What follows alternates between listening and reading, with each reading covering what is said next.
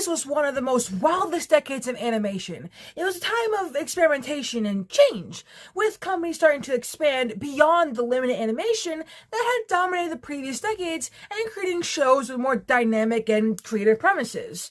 This led to the rise of some of those popular Saturday morning cartoons and paved the way for animation in the Renaissance for the 90s. The 80s saw the birth of many franchises that remain popular to this day, especially since most of them were made to sell toys like Transformers and stuff like that, and the success of these giants make it hard to remember some of the other, less successful cartoons of the decade, which have since been forgotten about. And while none of them can match the classics, some of these cartoons are worth checking out, either as a trip down memory lane or to give younger audiences a chance to see a snapshot of one of animation's wildest period.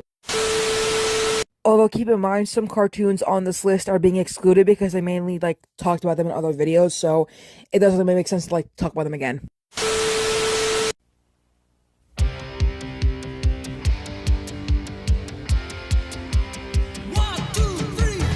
While visiting the La Brea tar pits, a group of LA teenagers discover an egg that hatches into an intelligent dinosaur that they name Denver, hence the title of the show.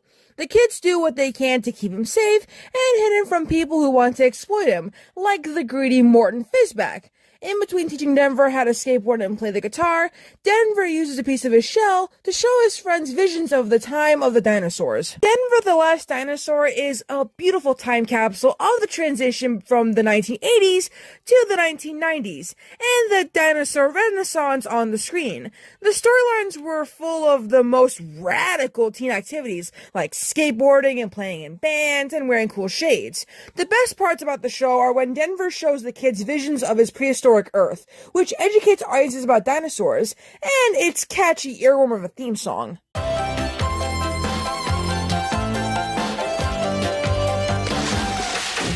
We're in the land of was the happy. Now, admittedly, I want to make a separate video about the Wuzzles, but I'll still mention it in this video regardless because what am I gonna do? Exclude it? I never talked about it, so I shouldn't be excluding it. On the magical isle of live the Wuzzles, curious hybrids between various animals. Some of these include the courageous Bumble Lion, the sweet but clumsy Elru, and the overreacting Hippopotamus. Together, they have fun, learn life lessons, and try to stop the schemes of the evil Crocosaurus. Now, despite being the first ever animated show that Disney produced, The Wuzzles was overshadowed by a more successful show, The Adventures of the Gummi Bears. But for what it is, the Wuzzles offers fun and creative stories for younger audiences, and the characters themselves are each unique in personality and designed thanks to the show's premise. The 80s was a decade dominated by action media, but sometimes it's fun to get away from explosions and focus on bright colors and creativity.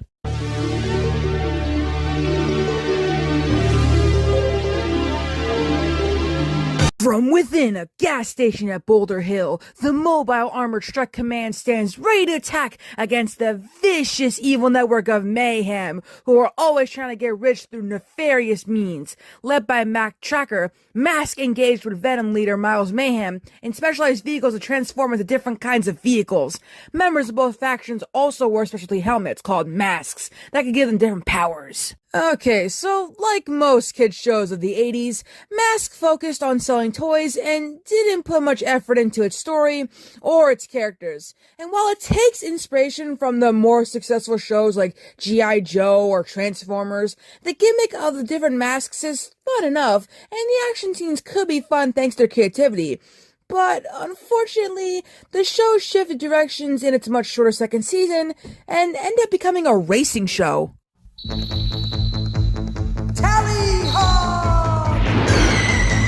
When the evil Monstar escapes from prison and establishes a galactic mob to terrorize the Limbo Galaxy, a specialized group of police officers is sent from Earth to stop them, and they're called the Silverhawks. They're described as part metal, part real thanks to their cybernetic enhancements. Whatever that means. Guided by Commander Stargazer, who originally captured Monstar, the Silverhawks strive to maintain balance in Limbo and hopefully recapture Monstar. Silverhawks was the Rankin-Bass sci-fi follow-up to their popular show The Thundercats, and though it had a Marvel comic tie-in, it never really reached the same popularity. Still, it's worth checking out thanks to its colorful characters and interesting premise. Of the main cast, Bluegrass stands out the most due to his inability to fly and his creative use of a guitar and lasso as weapons. Speaking of guitar and lassos, let's talk about Bravestar.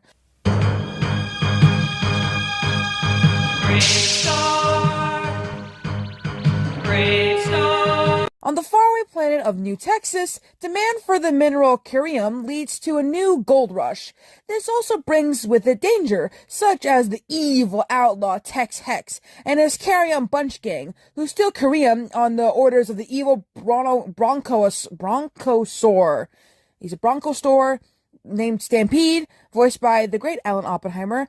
But fortunately, New Texas is protected by a marshal named Bravestar, who combats them by calling upon spirit animals to grant him the strength of a bear, the speed of a puma, the eyes of a hawk, and the ears of a wolf. Bravestar is a fitting swan song for Filmation, capturing all that was good and bad about the company and its products.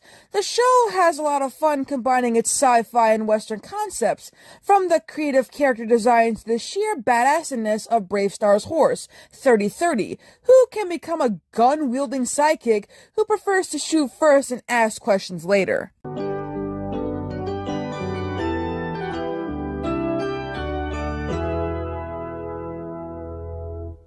Despite being 399 years old, the forest gnome David continues to live a life full of excitement and wonder. Aided by his loving wife Lisa and his fox friend Swift, David travels the world as a doctor, helping any creature in need, be they animals, gnomes, or humans. But unfortunately, the wicked Trollhauler and his lackeys tend to cause trouble for David and his fellow forest inhabitants. The World of David the Gnome is a lighthearted series focused on wonder and education. Much of the series is spent detailing the culture and lifestyle of gnomes, which both makes them feel more lifelike than fantasy creatures in other shows. But it also helps to foster a more personal relationship between the audience and David. And though it was a very casual and fun show, it did know when to get serious, like the finale, which was then blamed on Jorge's video for one of the saddest episodes of any children's cartoon.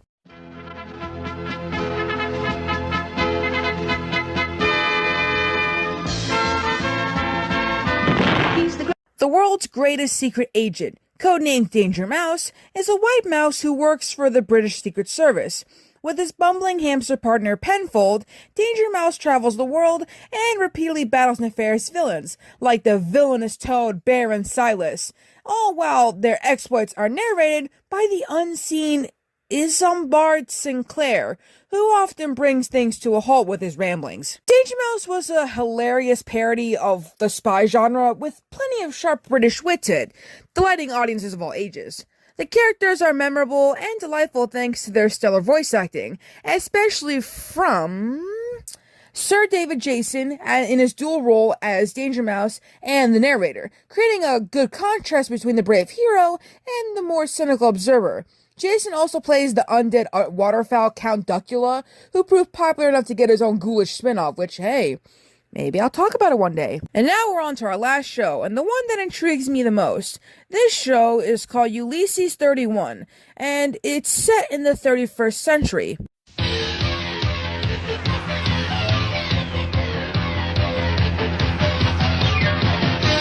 Ulysses is an ambassador from Earth who has successfully negotiated peace on the planet Troy. Before returning home, he rescues his son, Telemachus, and two blue-skinned aliens from a robotic Cyclops, which angers the gods of the Olympus Galaxy.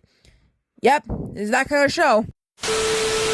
With most of his crew frozen, Ulysses is forced to wander this strange universe until he finds the kingdom of Hades and hopefully the way back to Earth. Now, if you noticed some familiar things, that's because Ulysses 31 is a creative project that updates the famous Greek tale of the Odyssey with some futuristic twists. All you Epic the Musical fans, y'all know. It pulls no punches when it comes to recreating the atmosphere of a Greek tragedy, yet, no matter how many times the gods torment him, Ulysses never loses hope that one day he will escape their wrath, which also sends a rather uplifting message about the power of hope. Plus, the animation is also very gorgeous, combining the best elements of European and Japanese styles into one epic space adventure. Anyways, that's the whole video. Thanks for watching. Make sure to like, comment, subscribe. And remember that when we hit 800, we get to talk about Gilligan's Island. Any hoodle, I'll see you all in the next videos.